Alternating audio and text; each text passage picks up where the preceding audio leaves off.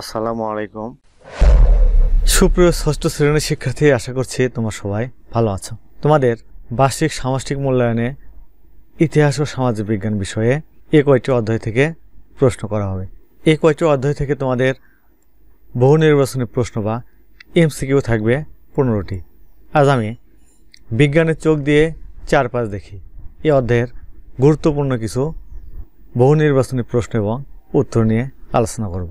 চলো তাহলে এই প্রশ্ন ও উত্তরগুলো আমরা আমাদের নোট থেকে দেখে নিই। শিখন অভিজ্ঞতার নাম বিজ্ঞানের চোখ দিয়ে চারপাশ দেখি।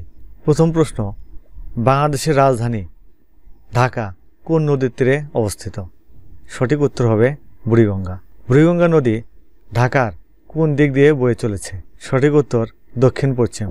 নাসির ও আয়েশা কিসের ছবি খুঁজে পেয়েছে? বুড়িগঙ্গা নদীর। আগে মানুষ মূলত কোন ধরনের খাবার খেয়ে জীবন ধারণ করত? ঘরের তৈরি। খাদ্যাভ্যাস হিসেবে অতীতকালে মানুষ সকালবেলায় কোন ধরনের খাবার খেত? পান্তা ভাত। কত বছরে মানুষের খাদ্যাভ্যাসে পরিবর্তন এসেছে?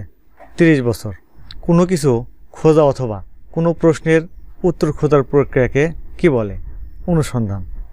কোনো বিষয়ে জানার জন্য নিয়ম মেনে বা ধাপে ধাপে অনুসন্ধানের প্রক্রিয়াকে কি বলে? বৈজ্ঞানিক পদ্ধতি। যারা অনুসন্ধানের কাজ করে তাদের কি বলে? গবেষক। সামাজিক অনুসন্ধানের ধাপ কোনটি? তথ্য সংগ্রহ, তথ্য বিন্যাস, সিদ্ধান্ত গ্রহণ। সবকটি। মানুষের সাক্ষাৎকার নিয়ে নিদর্শন পর্যবেক্ষণ করে বা পরীক্ষা নিরীক্ষা করে যে বিষয়ের বৈশিষ্ট্য সম্পর্কে জানা যায় সেটি কি? তথ্য। গ্রীষ্মকালে পুকুর কেমন থাকে? শুকনো। বর্ষাকালে পুকুর কেমন থাকে? পানিতে ভরা।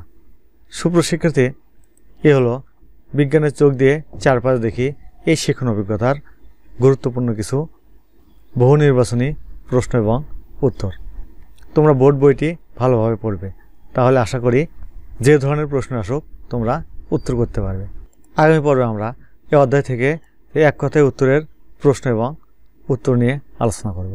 সুপ্রশিক্ষার্থী, তোমরা এখনও যারা আমার চ্যানেলটি সাবস্ক্রাইব করোনি তারা প্লিজ সাবস্ক্রাইব করবে এবং ভিডিওতে লাইক দিয়ে দেবে। আল্লাহ হাফেজ।